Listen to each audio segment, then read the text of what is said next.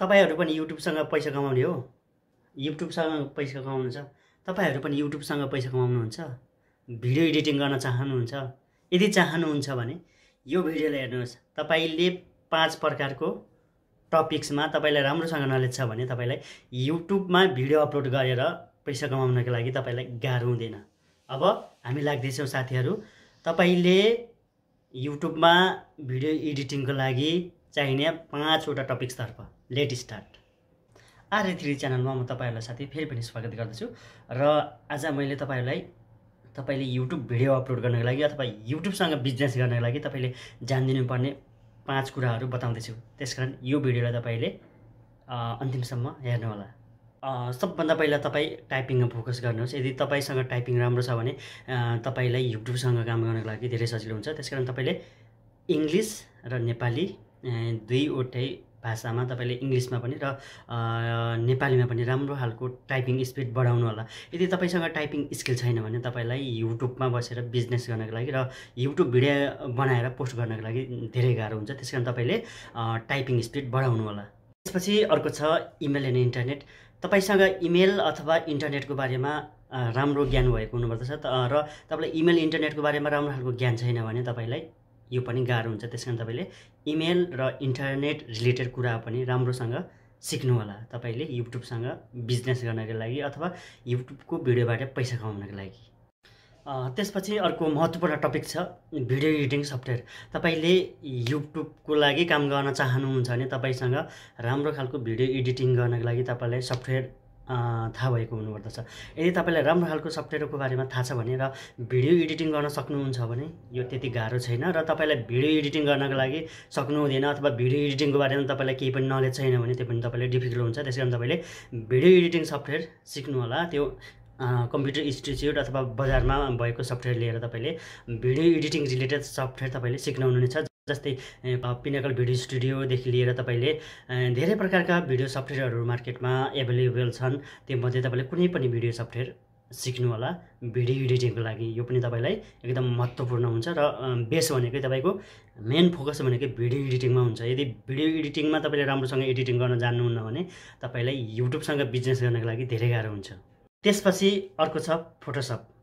तपाईले फोटोसप पनि राम्रोसँग जानेको हुनुपर्दछ। यदि तपाईलाई फोटोसपको बारेमा नलेज छैन भने यो पनि तपाईलाई गाह्रो हुन्छ। जस्तै तपाईले भिडियो बनाउनुहुन्छ, युट्युबको लागि भिडियो अपलोड गर्नुहुन्छ अथवा भिडियो बनाउनुहुन्छ भने त्यो कन्डिसनमा तपाईले कभर अथवा टेक्स्टहरु डिजाइन गर्नुपर्ने हुन्छ।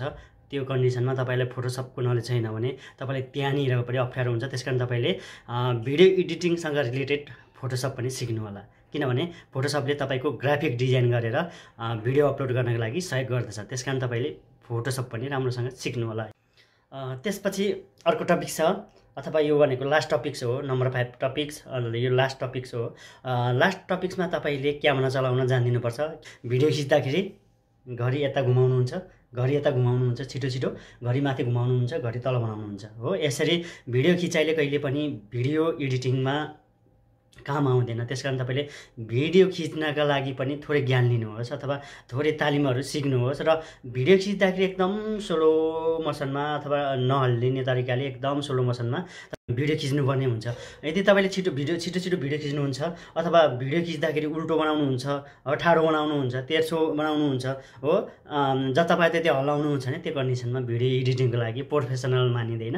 त्यो कन्डिसनमा तपाईलाई आफैलाई भिडियो बनाउने बेलामा अथवा भिडियो एडिटिङ गर्ने बेलामा धेरै गाह्रो हुन्छ। त्यसकारण तपाईले भिडियो बनाउन चाहनुहुन्छ भने भिडियो खिच्ने बेलामा पनि तपाईले ध्यान दिनु होला। किनभने तपाईले भिडियो खिच्दाखेरि जति केयरफुल गर्नुहुन्छ, जति राम्रो तरिकाले खिच्नुहुन्छ तपाईलाई त्यति एडिटिङ टाइममा टाइम लाग्दैन। तर तपाईले भिडियो खिच्दाखेरि जे पाए त्यही गरेर तल हल्लाउने, माथि हल्लाउने, ठाडो बनाउने, तेर्सो बनाउने त्यस्तो खालको भिडियो खिच्नुहुन्छ, त्यो कन्डिसनमा तपाईलाई चाहिँ भिडियो एडिटिङ गर्दा धेरै समय पनि लाग्छ र तपाईलाई मिलाउन पनि गाह्रो हुन्छ। त्यसकारण तपाईले भिडियो खिच्दाखेरि ध्यान दिनु होला। भिडियो खिच्दाखेरि सकेसम्म मोबाइलबाट खिच्नुहुन्छ भने तपाईले स्ट्यान्ड प्रयोग गर्नु होला र क्यामेराहरु प्रयोग गर्नुहुन्छ भने पनि तपाईले स्ट्यान्ड प्रयोग गर्नुभयो भने तपाईलाई भिडियो एडिटिङ गर्नको लागि सजिलो हुन्छ। र तपाईले मोबाइलबाट भिडियो खिच्नुहुन्छ भने त्यो कन्डिसनमा 0 डिग्री बनाएर बराबर बनाएर खिच्नु होला। कतिपय साथीहरुले के गर्छन्, भिडियो खिच्दाखेरि कि त छड्के बनाएको हुन्छन् कि त ठाडो 90 डिग्री बनाएको हुन्छन्। त्यो मात्र होइन, एकदम हल्लाएर घडी यता खिच्नुहुन्छ घरि यता खिच्नुहुन्छ, घरि माथि लानुहुन्छ, घरि तल लानुहुन्छ, त्यो कन्डिसनमा भिडियो एडिटिङको लागि तपाईलाई धेरै गाह्रो हुन्छ। त्यसकारण भिडियो खिच्दाखेरि सकेसम्म नहल्लिने तरिकाले तपाईले भिडियो खिच्नुभयो भने तपाईलाई नै सजिलो हुन्छ र तपाईलाई टाइमको बचत पनि हुन्छ। तपाईले राम्रोसँग भिडियो खिच्नु भएको छ भने तपाईलाई एडिटिङको लागि धेरै सजिलो हुन्छ हो। यो भनेको तपाईले जानिदिनु पर्ने कुरा हो। मैले आज तपाईहरुलाई तपाईले युट्युबमा बसेर युट्युबमा भिडियो अपलोड गरेर केही पैसाहरू अथवा केही इन्कम गर्नको लागि के कुराहरू सिक्न पर्छ भन्ने विषयमा म तपाईलाई यो भिडियोमा भनिसकेको छु। र तपाईलाई के अप्ठ्यारो छ भने मेरो कमेन्ट बक्स छ, कमेन्ट बक्समा गएर तपाईले कमेन्ट गर्न सक्नुहुनेछ। र यो भिडियो कस्तो लाग्छ तपाईलाई? राम्रो लाग्यो नि लाइक गर्नु होला, नराम्रो लाग्यो नि डिसलाइक गर्नु होला। र हामीले यो भिडियोमा भिडियो एडिटिङ सँग रिलेटेड अथवा युट्युबसँग रिलेटेड 5 वटा टपिक्समा कुरा गरिसक्यौँ। पहिलो नम्बरमा टाइपिङ स्किल। यदि तपाईसँग टाइपिङ स्किल छैन भने तपाईलाई युट्युबमा गाह्रो हुन्छ, नम्बर 1। अनि नम्बर 2 तपाईलाई इमेल अथवा इन्टरनेटसँग रिलेटेड कुराहरू थोरै ज्ञान भएको हुनुपर्दछ। किनभने तपाईले बिजनेस गर्ने भनेकै इमेल र इन्टरनेट रिलेटेड हो। त्यसकारण इमेल इन्टरनेट तपाईले राम्रोसँग जान्दिनु। अनि तेस्रो नम्बरमा छ भिडियो एडिटिङ सफ्टवेयर हो, तपाईले बनाएको भिडियोलाई कसरी एडिट गर्ने भन्ने विषयमा। त्यसरी चौथो नम्बरमा फोटोसप हो, जस्तै कतिपय फोटोहरू अथवा टेक्स्टहरूलाई फोटोसपमा एडिट गर्नुपर्ने हुन्छ हो, त्यो बारेमा फोटोसपको बारेमा। र लास्टमा हामीले आएर भिडियो रेकर्डिङ आइडियासँग रिलेटेड कुरा गरिसक्यौँ। र तपाईँ फेरि पनि अर्को भिडियोमा हामी युट्युबसँग रिलेटेड कुरा लिएर आउँदैछौँ। तबसम्मको लागि म बिदा चाहन्छु। नमस्ते। सब्सक्राइब गर्न नबिर्सनुहोला RA3 युट्युब च्यानललाई एडभान्स कम्प्युटर एजुकेसन।